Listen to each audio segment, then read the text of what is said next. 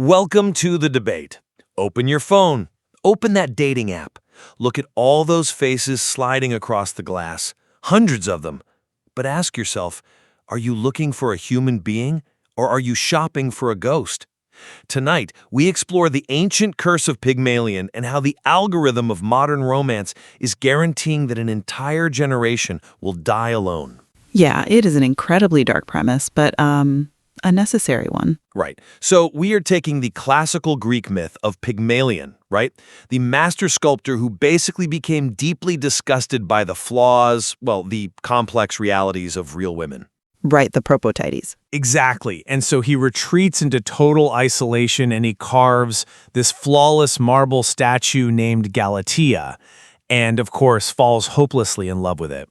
We are applying this ancient metaphor to the modern digital era, because I am going to argue that modern dating apps actually represent, the ultimate technological empowerment of romantic choice. Okay, wow, the ultimate empowerment. I mean it. They give us the unprecedented freedom to refuse unhappy relationships and find exactly what we want. I come at it from a different way. What you are calling romantic agency is, in reality, the absolute commodification of human beings. Commodification?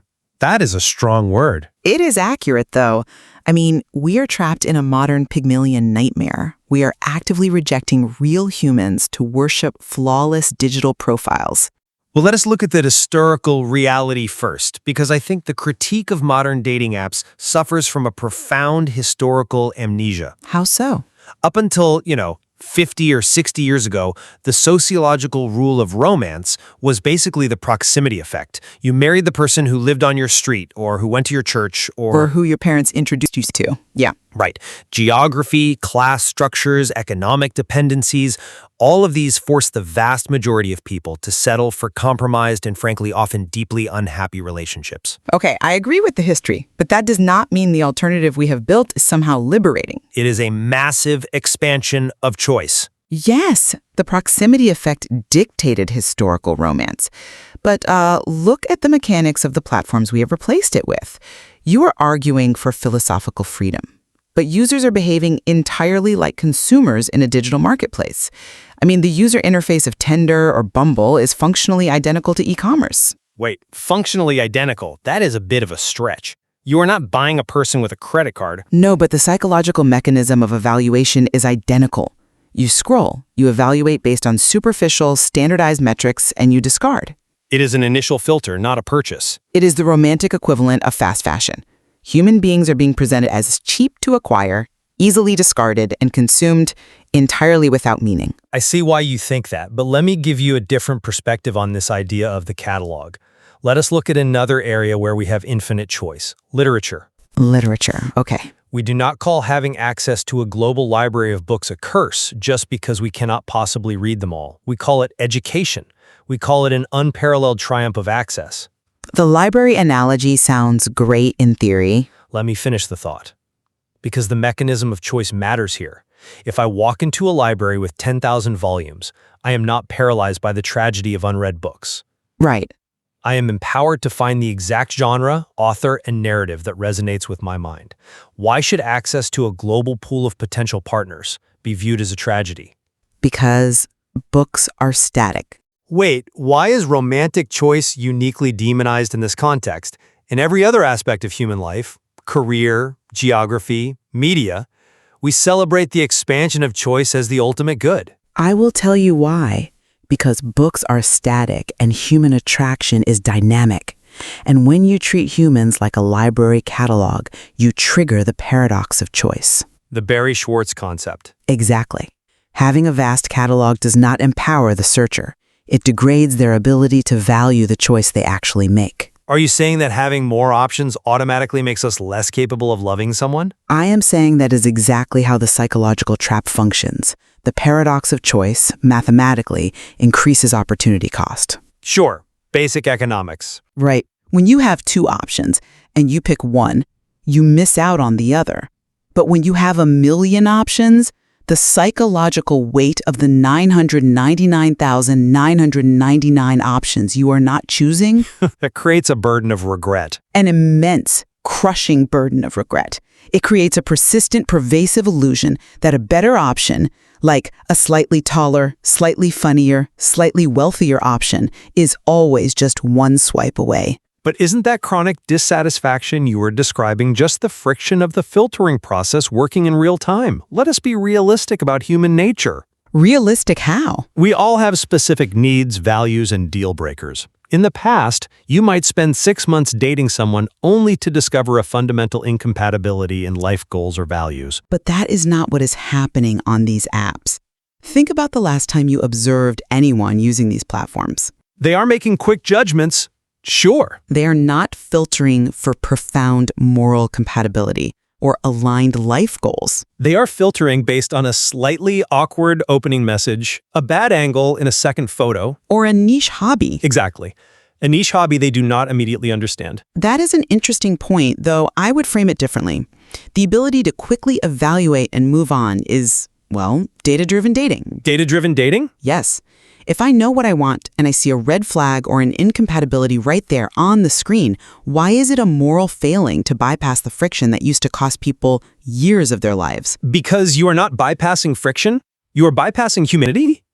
What you are describing as data-driven dating is actually algorithmically induced disgust. Algorithmically induced disgust. Explain the mechanism there. How does an app induce disgust? Look back at the source material. Why did Pygmalion isolate himself in the first place? Because he was repulsed by the women in his village. Right. In the myth, he observes the propoides, real women, and becomes so utterly repulsed by their flaws and perceived immorality that he decides no real woman is worthy of his time. Okay, but he is a mythological figure. The apps replicate this exact psychological conditioning. By giving you a mechanism to endlessly reject people with the flick of a thumb, the brain begins to associate the left swipe with power and control. So you were saying the act of rejecting becomes the reward. Exactly. You start actively hunting for tiny, insignificant flaws just to justify the swipe. And that leads back to Galatea. Yes, the algorithm trains your brain to find real people disgusting. And in their place, we start searching for a mathematically perfect profile that does not actually exist. We are falling in love with heavily curated, filtered, mathematically optimized representations. But curation is not new. I mean, when people went to formal dances in the 19th century, they wore their best clothes. Sure. They hid their flaws and they curated their manners. It is the same thing, just a different medium. Wearing a nice suit is not the same as algorithmic optimization. The modern Galatea is not made of marble. No, she is made of pixels. She is made of a ring light, an Instagram face filter, witty prompts written by ChatGPT, and carefully omitted truths. We are worshiping lifeless digital statues that are fundamentally devoid of the messy reality of human existence. I am not convinced by that line of reasoning, mostly because it assumes the digital profile is the end goal of the platform. No one is trying to marry a digital profile. Are you sure about that? Yes, the profile is merely an introductory tool. A tool? Yes, a digital icebreaker.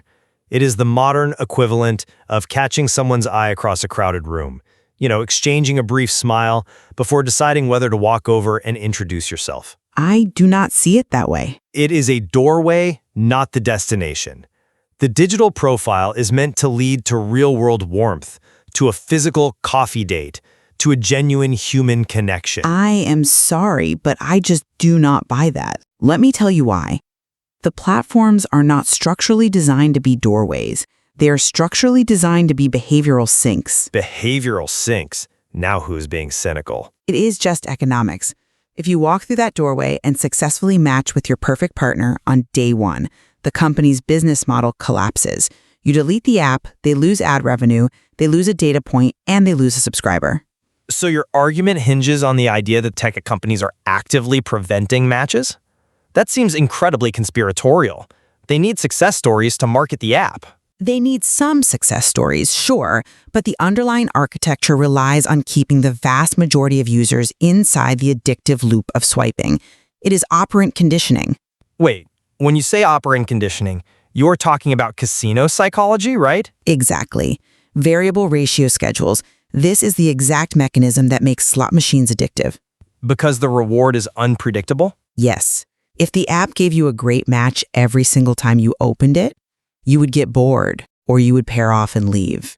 If it never gave you a match, you would get frustrated and uninstall it. So what does the algorithm do? It gives you unpredictable rewards, like a pull of the lever. Right. It utilizes intermittent reinforcement. You get a match here, a message there.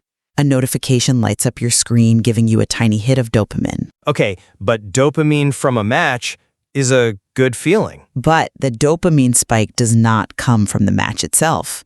Neurochemically, the spike comes from the anticipation of the match while you are swiping. You are not engaging in a romantic search. You are pulling the lever of a digital slot machine. That is a compelling argument, but have you considered that human agency can override a behavioral sink? We are not rats in a Skinner box. Some people are. We have higher-order cognitive goals. Even if the platform is designed with a variable ratio schedule to keep us engaged, users do leave the apps. Some do. Millions of people meet, fall in love, get married, and permanently delete their profiles. The human desire for a profound, uncompromising connection is stronger than a dopamine loop. For some, maybe. But for an entire generation, the medium is the message, and the medium demands that you keep swiping. But again, I return to the intention. The intention behind our romantic search remains rooted in wanting real warmth. Technology has simply given us a more expansive landscape to navigate. A corrupted landscape. If I use a map to find a hidden location, the map does not change the nature of the location. The dating app is just a map. A sharp tool, yes, and one that requires immense self-awareness to use without getting cut, but a tool nonetheless. It is a tool that fundamentally alters the psychology of the user. You cannot spend hours a day treating human faces like disposable trading cards without it changing your neural pathways regarding empathy and commitment. That is the climax of the Pygmalion allegory. Meaning the tragedy was not just the statue, but what the statue did to Pygmalion? Exactly. Pygmalion did not just build a statue. His obsession with the flawless ideal rendered him entirely incapable of engaging with reality. Because he projected perfection onto the marble? Right. The myth tells us that he would bring the statue gifts, dress it in fine clothing, and lay it on his bed, speaking to it as if it could hear him. He completely detached from the human race. And do you see that mirroring our current reality? This is the horrifying realization we have to grapple with. We have all become Pygmalion. All of us? Millions of people, sitting alone in their dark rooms, illuminated only by the glow of their screens, endlessly swiping through a gallery of beautiful, dead statues. We are completely isolated from genuine human warmth while convincing ourselves we are actively searching for it. Searching for an ideal that does not exist. Yes, we have optimized our standards to the point where no living, breathing, flawed human being can possibly meet them. I hear the weight of that.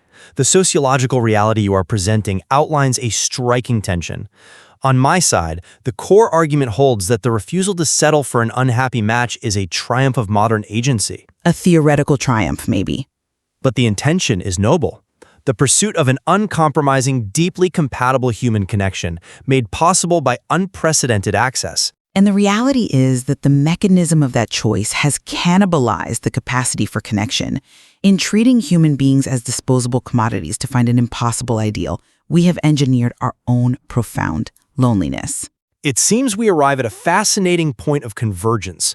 Whether we view this as a tool of ultimate freedom or a trap of commodification, the pursuit of the ideal fundamentally alters the human soul. It absolutely does. The ancient Greeks understood this psychological trap millennia before the smartphone was ever invented, which suggests there is so much more to be explored in classical mythology regarding human nature. The next time you swipe left on a real person because of a tiny human flaw, remember Pygmalion. You can build the perfect statue, but it will never hold your hand when you're dying.